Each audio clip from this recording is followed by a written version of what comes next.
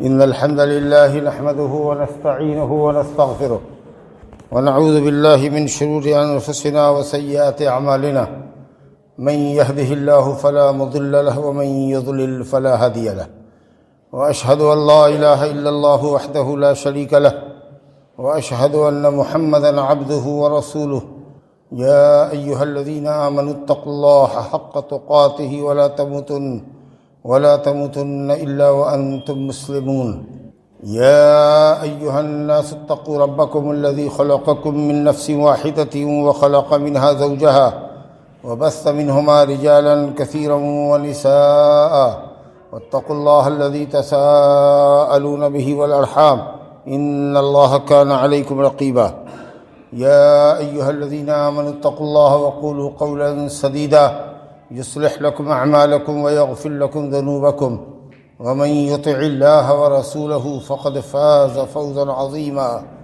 أما بعد فإن خير الحديث كتاب الله وخير الهدي هدي محمد صلى الله عليه وسلم وشر الأمور محدثاتها وكل محدثة بدعة وكل بدعة ضلالة وكل ضلالة في النار أعوذ بالله من الشيطان الرجيم ما يفتح الله للناس من رحمة فلا ممسك لها وما يمسك فلا مرسل له من بعده وهو العزيز الحكيم وقال النبي المصطفى صلى الله عليه وسلم الراحمون يرحمهم الرحمن ارحموا من في الأرض يرحمكم من في السماء۔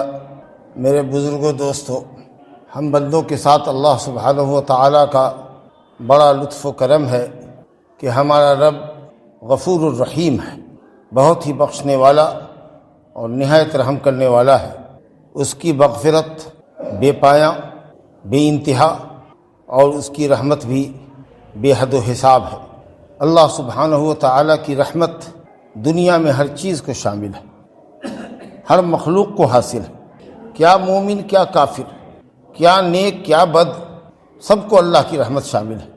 سب کو اللہ کھلا رہا ہے، پلا رہا ہے، مال و دولت سے نواز رہا ہے، اولاد سے، کاروبار سے، مکان و جائیداد سے، صحت و عافیت سے، ہر کوئی کم و بیش متمتع ہے، مستفید ہے، خواہ وہ مسلمان ہو یا کافر۔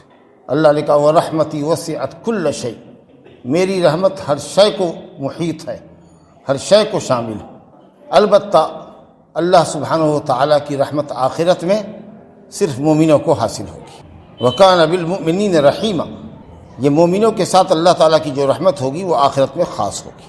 اللہ سبحانہ و تعالیٰ کے دو صفاتی نام بڑے مشہور ہیں، الرحمن الرحیم۔ علماء نے کہا کہ الرحمن اللہ تعالیٰ کی ذاتی صفت ہے، یعنی اس کی ذات رحمان ہے، اور رحیم فعلی صفت ہے کہ وہ اپنے بندے پر رحم فرماتا ہے، اس اعتبار سے وہ رحیم ہے۔ اور بعض اہل علم نے کہا کہ رحمان سے مراد رحمان الدنیا والآخرہ، دنیا اور آخرت دونوں جگہ رحم کرنے والا، اور رحیم صرف رحیم الآخرہ، آخرت میں مومنوں پر رحم کرنے والا۔ لیکن پہلی توجیہ زیادہ صحیح ہے کہ رحمان اللہ کی ذاتی صفت ہے، اس کی ذات رحمان ہے، اور رحیم اللہ تعالیٰ کی فعلی صفت ہے کہ وہ اپنے بندوں پر رحم فرماتا ہے۔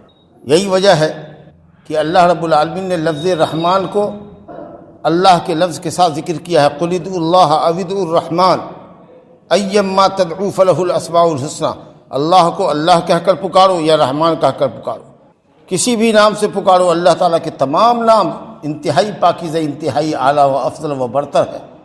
اللہ کے ناموں سے بہتر نام کسی کے ہو نہیں سکتے، نہ لفظ کے اعتبار سے نہ معنی کے اعتبار سے۔ تو لفظ رحمان کو اللہ نے اللہ کے ساتھ ذکر کیا، اس کا مطلب یہ ہے کہ جس طریقہ سے لفظ اللہ کسی بندے پر نہیں بولا جا سکتا ہے، اسی طریقہ سے کسی کو رحمان بھی نہیں کہہ سکتے۔ یہ یا تو ہماری لا علمی ہے یا بے وقوفی ہے کہ اگر کسی کا نام عبد الرحمن ہے تو آپ کہیں گے او رحمان بھائی، او رحمان بھائی، رحمان صاحب کہہ کے لوگ پکارتے ہیں۔ ہرگز جائز نہیں ہے، ہرگز جائز نہیں ہے۔ رحمان صرف اللہ کا نام ہے، اللہ کے علاوہ کسی پر نہیں بولا جا سکتا۔ اسی طریقہ سے الخالق ہے، پیدا کرنے والا کون ہے؟ اللہ۔ الرازق ہے، روزی دینے والا کون ہے؟ الرزاق کون ہے؟ اللہ۔ او رزاق بھائی، او رزاق بتائیے تو رزاق اللہ کا نام ہے، ایسا نام جو دوسرے پر بولا ہی نہیں جا سکتا۔ غفار، گناہوں کا بخشنے والا، مٹانے والا، گناہوں کا مٹانے والا کون ہے؟ اللہ۔ تو عبد الغفار نام ہے، نام بگاڑ رہے ہیں آپ کا، الغفار، او غفار۔ کچھ نام ایسے ہیں جن کا استعمال اللہ کے علاوہ پر بھی بولا جاتا ہے، مخلوق پر بھی بولا جاتا ہے، جیسے رحیم ہے۔ نبی صلی اللہ علیہ وسلم کو اللہ نے کہا رؤوف الرحیم ہے، تو رؤوف ہے، اگر کسی کا نام عبد الرؤوف تو رؤوف کہہ سکتے ہیں آپ، رؤوف صاحب۔ عبد الرحیم نام ہے، رحیم صاحب۔ عبد العزیز کسی کا نام ہے، عزیز بھائی۔ یہ لفظی اشتراک ہے کہ لفظ اللہ پر بھی بولا گیا ہے، اللہ کا نام بھی ہے، بندے کے لیے بھی بولا جاتا ہے۔ بندے کے لیے اس کی عزت اس کے اعتبار سے، اس کی رافت، اس کی رحمت اس کے اعتبار سے، اللہ تعالیٰ کی رحمت اس کے حساب سے۔ سمیع ہے، بصیر ہے، اللہ کا نام ہے، لیکن آپ کسی کو محمد سمیع بھی کہہ سکتے ہیں، سننے والا، محمد بصیر بھی کہہ سکتے ہیں، دیکھنے والا۔ انسان اپنے اعتبار سے دیکھتا سنتا ہے، اللہ اپنے اعتبار سے دیکھتا سنتا ہے۔ کسی مخلوق کے وہ مشابہ نہیں، کوئی مخلوق اس کے مشابہ نہیں۔ لیکن لفظ رحمان ایسا نام ہے کہ اللہ کے علاوہ کسی کے لیے نہیں بولا جا سکتا۔ بہرحال تو اللہ تعالیٰ کی یہ دو صفت ہے خاص طریقے سے، رحمان اور رحیم۔ قرآن مجید میں لفظ رحمان اور رحمت کے تعلق سے لفظ رحمان 57 جگہ پر آیا ہے قرآن مجید کی آیات کے اندر، اور لفظ رحیم 100 جگہ پر آیا ہے، جبکہ ہر سورت کے شروع میں جو بسم اللہ الرحمن الرحیم ہے 113 صورتوں میں ہے، تو قرآن میں 114 صورت، لیکن سورہ توبہ کے شروع میں بسم اللہ نہیں ہے۔ اس کے علاوہ 113 صورتوں کے آغاز میں جو بسم اللہ ہے، اور صحیح قول یہ ہے کہ بسم اللہ قرآن مجید کی ایک مستقل آیت ہے، اس کا تعلق سورت سے نہیں ہے، نہ نئی سورت کی ابتدا سے ہے، نہ پہلی سورت کی اختتام سے ہے، ایک مستقل آیت ہے جو سورتوں کے درمیان فصل کے لیے آئی ہے کہ اب یہاں سے ایک سورت ختم ہوئی اور نئی سورت شروع ہو رہی ہے، اس کے لیے لایا گیا ہے۔ تو 113 جگہ پر جو قرآن مجید میں یہ بسم اللہ الرحمن الرحیم ہے، جس کے متعلق اہل علم کا صحیح قول یہ ہے کہ وہ ایک آیت ہے، مستقلہ ہے، آیا مستقلہ، تو اس میں بھی لفظ رحمان اور لفظ رحیم 113 مرتبہ ہے۔ علاوہ اس کے جو میں نے ذکر کیا کہ لفظ الرحمن قرآنی آیات کے اندر 57 جگہ، اور لفظ الرحیم یا رحیم 100 جگہ ہے۔ اللہ اکبر، کس قدر وہ مہربان ہے، کس قدر وسیع الرحمہ۔ ورحمتی وسعت کل شیء، فرشتوں نے دعا کی صالحین کے لیے، ربنا وسعت کل شیء رحمۃ وعلما، اے ہمارے رب تو نے ہر چیز کو اپنے علم میں اور اپنی رحمت کے گھیرے میں لے رکھا ہے۔ کوئی بھی شے دنیا میں نہیں ہے جو اللہ تعالیٰ کی رحمت سے خارج ہو۔ ایک پلک جھپکتے ہم ہیں تو یہ اللہ کی رحمت ہے، وہ اتنا ارحم الراحمین ہے۔ حدیث ہے، بخاری مسلم کی روایت ہے کہ اللہ تعالیٰ نے رحمت کے 100 اجزاء بنائے ہیں، جعل اللہ الرحمت 100 جزء، اللہ نے رحمت کے 100 اجزاء بنائے ہیں، 100 حصہ ہے اللہ کے پاس رحمت کا۔ ایک رحمت کا ایک حصہ اللہ نے دنیا میں اتارا ہے۔ جب سے دنیا قائم ہے، جب تک دنیا قائم رہے گی، تمام مخلوقات آپس میں ایک دوسرے پر جو رحم کرتے ہیں وہ ایک ہی درجہ رحمت کا ہے جو دنیا میں تقسیم ہو رہا ہے۔ اللہ نے اپنے پاس 99 رحمت رکھی، اب آپ غور کیجیے۔ اسی رحمت کا تقاضا ہے کہ آپ دیکھتے ہیں جانور بھی اپنے کھڑ کو اپنے جانور سے، اپنے بچے سے اوپر اٹھا کے رکھتا ہے تاکہ اس کا بچہ کھڑ کے نیچے نہ دبے۔ ماں باپ جو اپنے اولاد سے شفقت کرتے ہیں، میاں بیوی ایک دوسرے سے جو محبت کرتے ہیں، آپ اپنی اولاد سے محبت کرتے ہیں، دوست سے محبت کرتا ہے، بڑے چھوٹوں پر شفقت کرتے ہیں، جتنی مخلوق جس پر بھی رحم کرے، حتیٰ کہ یہ مرغی جو اپنے پر پھیلا کر خطرے کے وقت میں اپنے بچوں کو اپنے پروں کے اندر سمیٹ لیتی ہے، چوزوں کو، ساری رحمتیں اللہ تعالیٰ کی ایک ہی رحمت کا نتیجہ ہے، قیامت تک یہ ایک ہی رحمت تقسیم ہوگی۔ اب آپ غور کیجئے کہ اللہ نے جس نے اپنی آخرت کے لیے 99 رحمت رکھی ہو، وہ کتنی وسیع اور عریض ہوگی، اس کی کنہ اور حقیقت تک کسی انسان کے فکر کی رسائی نہیں ہو سکتی، ہم امیجنگ بھی نہیں کر سکتے، تصور بھی نہیں کر سکتے کہ اس کی رحمت کتنی ہو۔ ایک موقع پر صحیحین کی روایت ہے کہ ایک موقع پر جب قیدی لائے گئے تو قیدیوں کے اندر ایک عورت کا بچہ، چھوٹا بچہ، شیرخوار بچہ گم ہو گیا۔ اب وہ عورت بلبلا رہی تھی، پریشان تھی، اپنے بچے کو تلاش رہی تھی، تلاشتے اس کا بچہ اس کو مل گیا۔ تو آپ تصور کر سکتے ہیں، آپ بھی سمجھتے ہیں کہ ماں کی ممتا کیا ہوتی ہے۔ بہت تلاش جستجو کے بعد اگر بچہ ملے تو ماں کی ممتا کیسے امڑتی ہوگی۔ اس جھٹ سے اس نے اس کو پکڑا اور سینے سے لگایا، دبوچا، اور اس کے بعد جھٹ سے اس نے اس کو دودھ پلانا شروع کر دیا۔ صحابہ کرام اس کی شفقت کو، اس کی اس تلاش کو، اور پھر بچے ملنے کے بعد اس کی اس کیفیت کو دیکھ رہے تھے، نبی صلی اللہ علیہ وسلم بھی دیکھ رہے تھے۔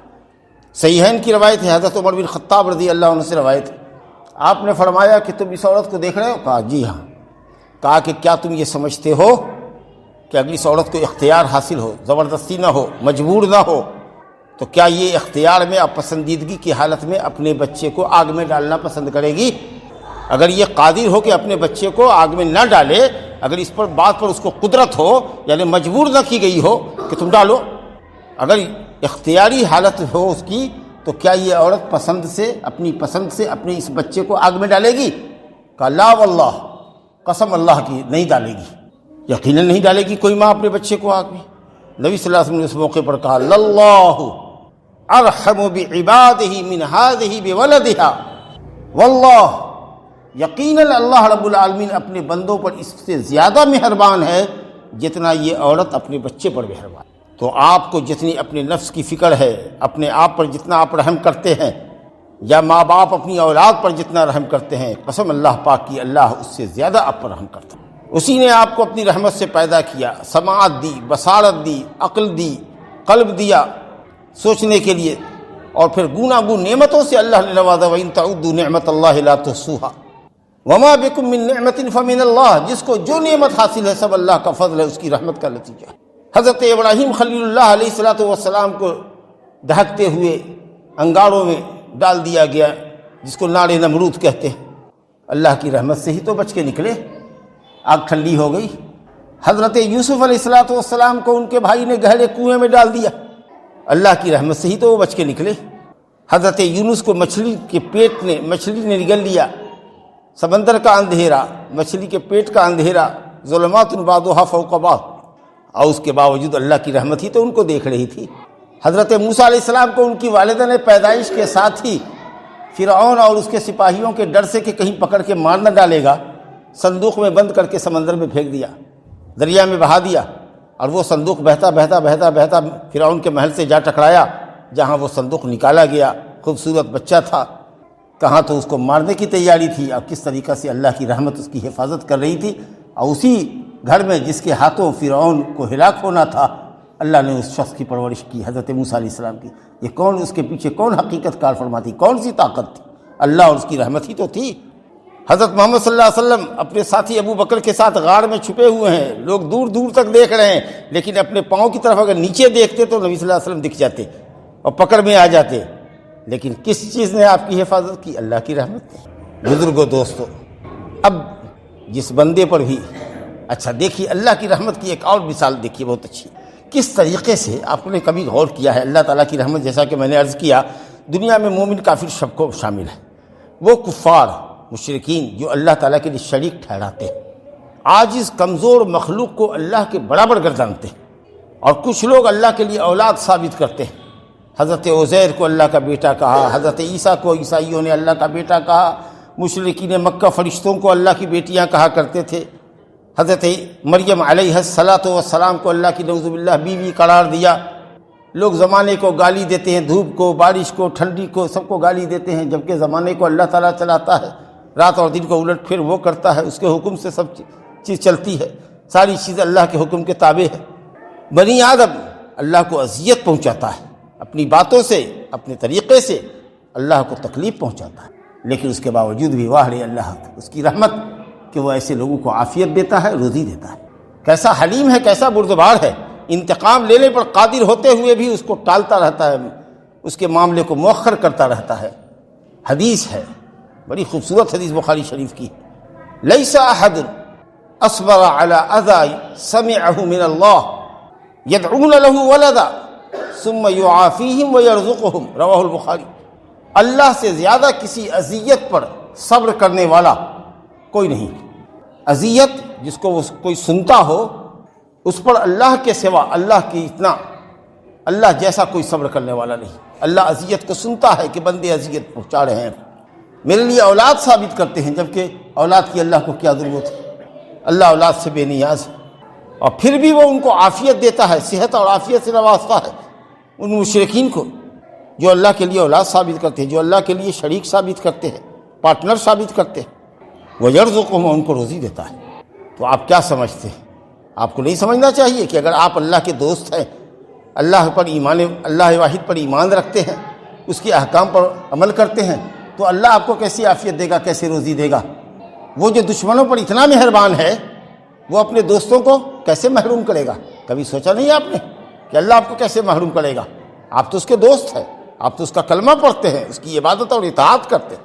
میرے بزرگوں دوستوں، اللہ کی رحمت جیسا کہ میں نے عرض کیا آخرت میں صرف مومنوں کو شامل ہوگی، کفار اللہ کی رحمت سے محروم ہو گیا۔ دنیا میں سب کو شامل ہے، لیکن ہر شخص کو دنیا میں رحمت الہی کا ان کے حساب سے، عمل کے حساب سے اللہ تعالیٰ حصہ دیتا ہے۔ کسی پر بہت زیادہ رحمت الہی ہے، کسی پر کم ہے، لیکن ہے ہر کسی پر رحم۔ اللہ کی مہربانی، ہر کوئی پلک جھپک رہا ہے، ہر کوئی کھا رہا ہے، اچھا کھائے یا گھٹیا کھانا کھائے لیکن کھاتا سب ہے، تو رحمت تو سب پر ہے لیکن درجہ بدرجہ۔ روزی اللہ سب کو دے رہا ہے لیکن اس نے بعض کو بعض پر فضیلت بخشی۔ تو اللہ تعالیٰ کی رحمت کے اگر آپ حقدار ہونا چاہتے ہیں تو آپ کو کیا کرنا چاہیے؟ وہ کون سے اسباب ہیں جن کو آپ اختیار کریں گے؟ ایک آدمی جا کر کے بچوں کو ذرا خاموش کیجیے۔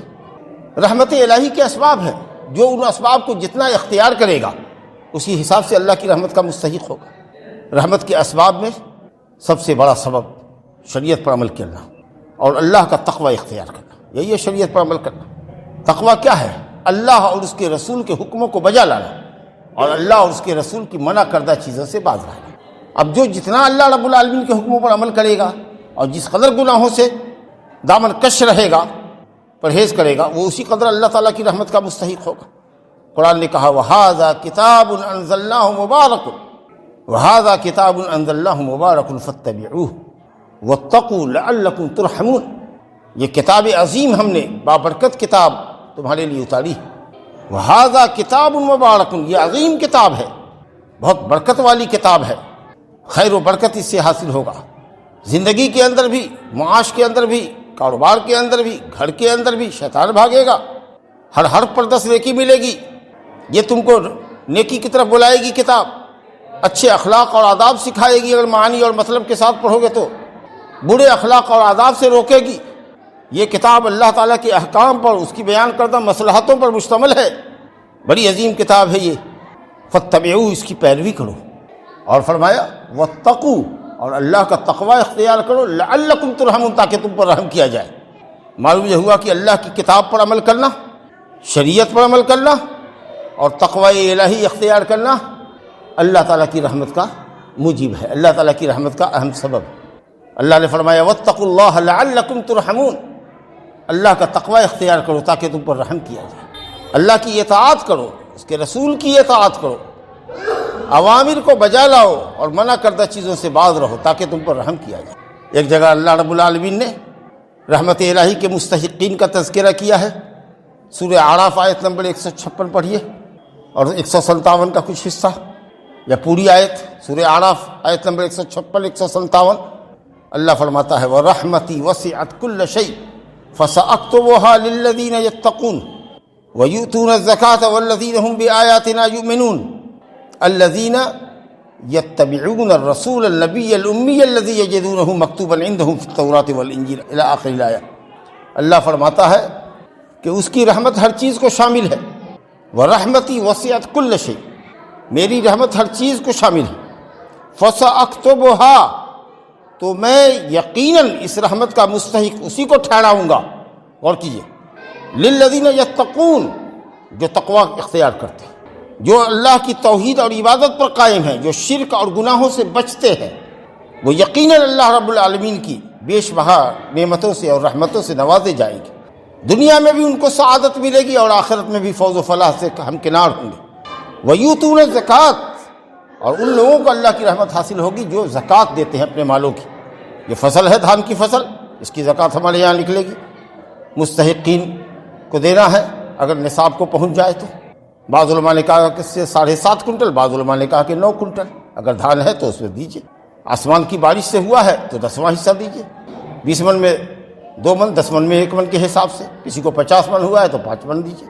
اگر خود آپ پاشی کرتے، پٹا کر کے اس کو پیداوار ہوتی تو پھر 20 من میں 1 من دینا ہوتا، لیکن کب؟ جب کہ 7.5 کنٹل یا بقول بعض 9 کنٹل غلہ ہو جائے تب۔ ہم 9 کنٹل کی بات کرتے ہیں۔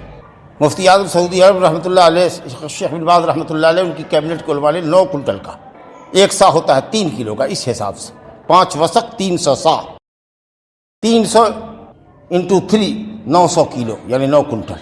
اگر 9 کنٹل غلہ ہے آپ کے پاس، چاہے آپ زمین والے ہوں یا کوئی بٹائی کرنے والا مزدور ہو جس نے کئی لوگوں کی کھیتی کی ہے اور 9 کنٹل اس کے پاس ہے، تو اس کو 10واں حصہ دینا ہوگا، 10 من میں 1 من کے حساب سے۔ کسی کے پاس سونا چاندی اگر نصاب کو پہنچ گیا تو سال میں 1 مرتبہ، کیش ہے تو سال میں 1 مرتبہ۔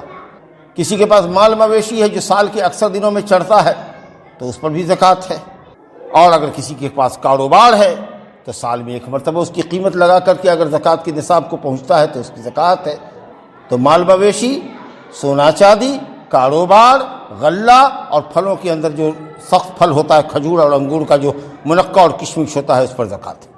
بہرحال تو جو لوگ اللہ کا تقوی اختیار کرتے ہیں، مالوں کی زکوٰۃ دیتے ہیں، والذین یؤمنون بآیاتنا، اور ہماری آیتوں پر ایمان رکھتے ہیں، ہماری آیتوں کو پڑھتے ہیں، سمجھتے ہیں اور قرآن آیتوں پر عمل کرتے ہیں۔ اور کون لوگ؟ الذین یتبعون الرسول النبی الامی، اور رسول نبی امی صلی اللہ علیہ وسلم مراد ہے محمد صلی اللہ علیہ وسلم، کیونکہ وہی امی تھے، ان پڑھ تھے، نہیں جانتے تھے پڑھنا لکھنا، جن کی صفات الحمدللہ توریت انجیل میں بالکل واضح ہے، اور نبی صلی اللہ علیہ وسلم کی خوبیوں کو بیان کیا گیا۔ جو لوگ نبی صلی اللہ علیہ وسلم کی پیروی کرتے ہیں وہ مستحق ہیں اللہ تعالیٰ کی رحمت کے۔ تو کیا صفات ہوئی؟ تقوی اختیار کرتے ہیں، اپنے مالوں کی زکوٰۃ دیتے ہیں، اللہ کی آیتوں پر علم و عمل کے اعتبار سے ایمان رکھتے ہیں، اور نبی امی صلی اللہ علیہ وسلم کی بلا چون و چرا پیروی کرتے ہیں۔ یہ رحمت الہی کے مستحق ہوئے۔ ایک جگہ اور دیکھیے، اللہ تعالیٰ فرماتا ہے والمؤمنون والمؤمنات بعضهم اولیاء بعض یأمرون بالمعروف وینہون عن المنکر ویقیمون الصلاۃ ویؤتون الزکوٰۃ ویطیعون اللہ ورسولہ۔ 5 صفات کا ذکر ہوا۔ مومن مرد اور مومن عورتیں آپس میں ایک دوسرے کے بھائی ہیں، ایک دوسرے کے دوست ہیں، اور دوست کا کام یہ ہے کہ دوست کو شر سے بچائے، خیر کی طرف بلائے، نماز کی طرف بلائے، زکوٰۃ دینے کے لیے ابھارے، اللہ اور اس کے رسول کی اطاعت کی بات اس کو کہے۔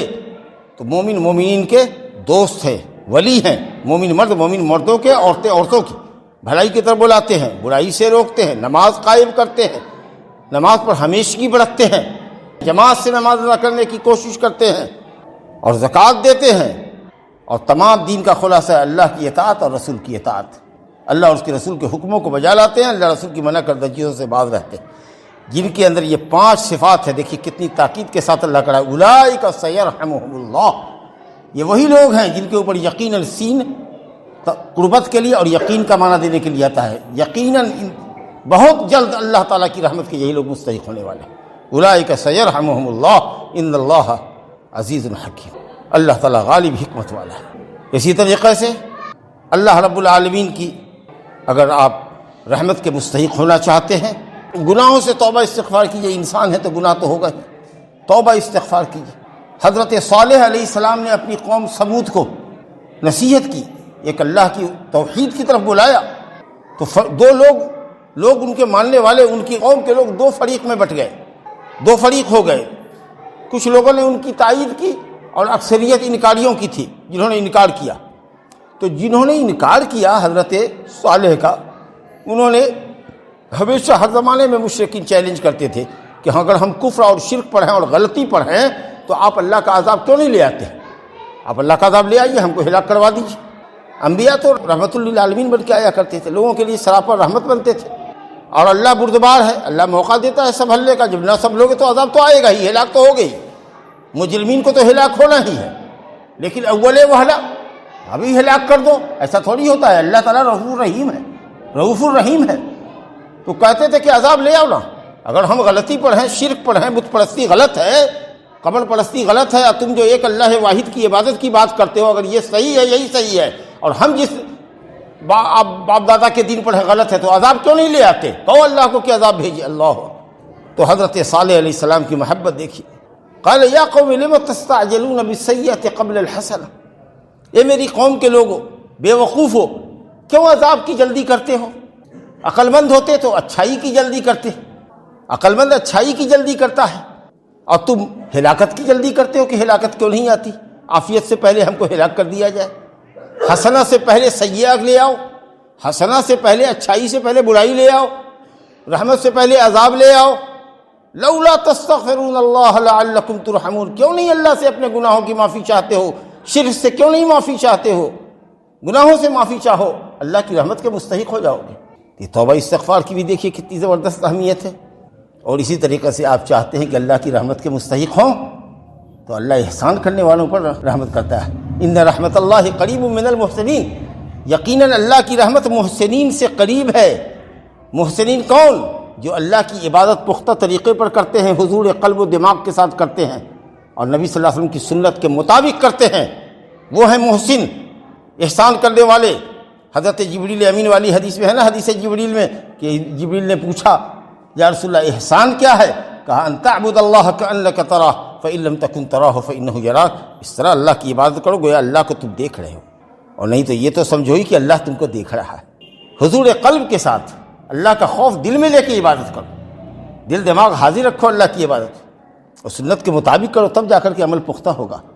اور اسی طریقہ سے اللہ کے بندوں پر احسان کرو، کوئی فقیر اور مسکین مل جائے احسان کرو، کوئی مصیبت زدہ مل جائے اس کی مصیبت میں اس پر ترس کھاؤ، کوئی زلزلہ کا مارا مل جائے، بے گھر ہے، خانماں برباد ہے، گھر مکان ڈھہ گیا ہے، گر گیا ہے، اس کی مدد کرو۔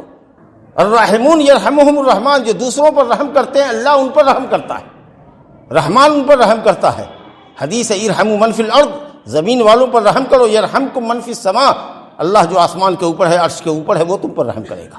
اور حدیث ہے من لا یرحم لا یرحم، جو دوسرے پر رحم نہیں کرتا وہ اللہ تعالیٰ کی رحمت کا بھی مستحق نہیں بنتا۔ تو اگر چاہتے ہو کہ اللہ کی رحمت تم کو ملے تو دوسرے پر رحم کرنا سیکھو، دوسرے کو معاف کر دو، اپنے غصے کو برداشت کر لو، پی جاؤ، اللہ تعالیٰ بھی اپنے غصے کو پی جائے گا، برداشت کر لے گا۔ کسی کو کچھ دے دو، مدد کر دو، اللہ بڑھ کے تمہاری مدد کرے گا۔ ارے وہ تو اتنا رحیم ہے، اتنا کریم ہے، اتنا مہربان ہے کہ وہ بندے کا محتاج نہیں ہے، سارے بندے اس کے محتاج ہیں، اس کا دیا ہوا کھاتے ہیں، اس کی زمین پہ رہتے ہیں، اس کی ہوائی چلائی ہوئی ہوا میں سانس لیتے ہیں، اور پھر بھی حدیث قدسی ہے کہ جب بندہ ایک بالش میری طرف بڑھتا ہے تو میں ایک ہاتھ بڑھتا ہوں، اور جب وہ ایک ہاتھ بڑھتا ہے تو میں دو ہاتھ لمبا ہاتھ کر کے، یہ داہنے ہاتھ کی انگلی لے لیجئے بیچ کی انگلی، اور بائیں ہاتھ کی بیچ کی انگلی لے لیجئے اور دونوں ہاتھ کو پھیلا دیجئے، اس کو باع کہتے ہیں کہ اگر بندہ ایک ہاتھ بڑھتا ہے تو میں ایک باع بڑھتا ہوں۔ یعنی جتنا آپ اللہ کی طرف متوجہ ہوتے ہیں اس سے کہیں زیادہ اللہ آپ کی طرف متوجہ ہوتا ہے۔ فرمایا کہ اگر بندہ میری طرف چل کے آتا ہے تو میں تیز تیز چل کے آتا ہوں، عام چال سے بڑھ کر کے، اور دوڑنے سے کم کو ہرولہ کہتے ہیں کہ اگر وہ میرے پاس چل کے آتا ہے تو اتیتہ ہرولۃ، میں تیز چل کے آتا ہوں، یعنی دوڑنے سے کم اور چلنے سے تیز۔ تو اللہ اتنا مہربان ہے، تو آپ اللہ کے بندوں پر مہربانی کیجیے۔ یہ بھی جس بندے پر اللہ تعالیٰ کی رحمت ہوتی ہے نا، دیکھیے گا کہ وہ اللہ تعالیٰ کی اطاعت میں آگے آگے رہتا ہے۔ اگر آپ کو اللہ تعالیٰ کی عبادت کا شوق پیدا ہوتا ہے، نماز اذان ہوئی یا فوراً دل میں آتا ہے چلو کام چھوڑ کر کے نماز کے لیے جائیں، کوئی نیکی کا کام اگر ہوتا ہے تو طبیعت مائل ہوتی ہے اس کی طرف کہ نیکی میں ہم بھی حصے دار ہوں، یہ علامت ہے اس بات کی اللہ کی رحمت آپ پر ہے، اس لیے آپ کے دل میں یہ کیفیت پیدا ہو رہی ہے۔ آپ کسی مصیبت زدہ کو دیکھتے ہیں تو آپ کا دل رو پڑتا ہے، آپ کی آنکھوں سے آنسو جاری ہوتا ہے، کسی کی تکلیف آپ کو دیکھی نہیں جاتی، یہ اس بات کی دلیل ہے کہ اللہ تعالیٰ آپ پر مہربان ہے، اس نے آپ کے دل میں رحمت رکھی۔ کتنے سخت دل ہوتے ہیں، تڑپتے ہوئے انسان کو بھی دیکھ کر ان کے دل کے اوپر کچھ اثر نہیں پڑتا۔ اسی طریقے سے اگر آپ کا کاروبار اچھا چل رہا ہے، معیشت اچھی ہے آپ کی، تو سمجھ لیجیے کہ اللہ تعالیٰ آپ پر مہربان ہے۔ تو یہ سب چیزیں علامات ہیں۔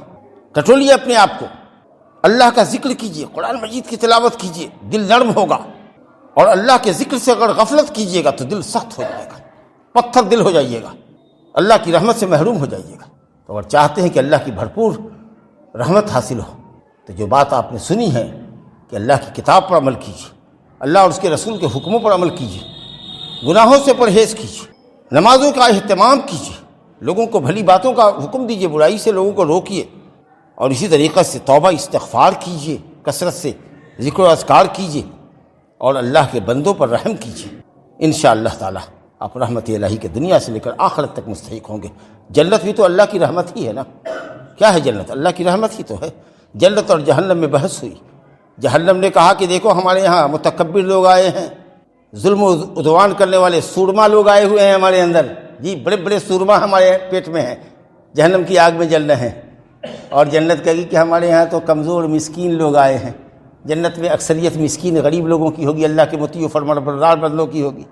تو جب دونوں کی بحث ہوئی، اللہ کے سامنے آئی، تو اللہ نے کہا جنت سے کہ تو میری رحمت ہے، ارحم بک من اشاء من عبادی، میں اپنے جس بندے کو چاہوں تیرے اندر داخل کر کے اپنی رحمت کا مستحق بناؤں۔ اور جہنم سے کہا کہ تو میرا غضب ہے، تو میرا عذاب ہے، میں جس کو چاہوں عذاب سے دوچار کروں۔ تو ظاہر ہے کہ جو لوگ سورما بنتے ہیں، متکبر بنتے ہیں، ظلم اور زیادتی کرنے والے ہوتے ہیں، اللہ کی اطاعت سے سرتابی کرتے ہیں، اللہ کی مخلوق پر زور زبردستی کرتے ہیں، طاقت کا دھوس جماتے ہیں، تو ایسے لوگ تو وہیں جائیں گے۔ جو جبار اور متکبر لوگ ہیں ان کا ٹھکانہ تو جہنم ہوگا۔ اللہ تعالیٰ سے دعا ہے کہ وہ ہم سب کو اپنی رحمتوں کے سائے میں دنیا میں بھی رکھے، اور اللہ تعالیٰ آخرت میں بھی اپنے رحم و کرم سے ہم لوگوں کو کامیاب فرمائے، اور اللہ اپنی جنت میں جو اس کی خاص رحمت ہے اس میں اپنے فضل سے ہمیں اور آپ کو داخل فرمائے۔ انہ تعالی رؤوف الرحیم۔ اقول قولی ھذا واستغفر اللہ لی ولکم ولسائر المسلمین من کل ذنب فاستغفروہ انہ هو الغفور الرحیم۔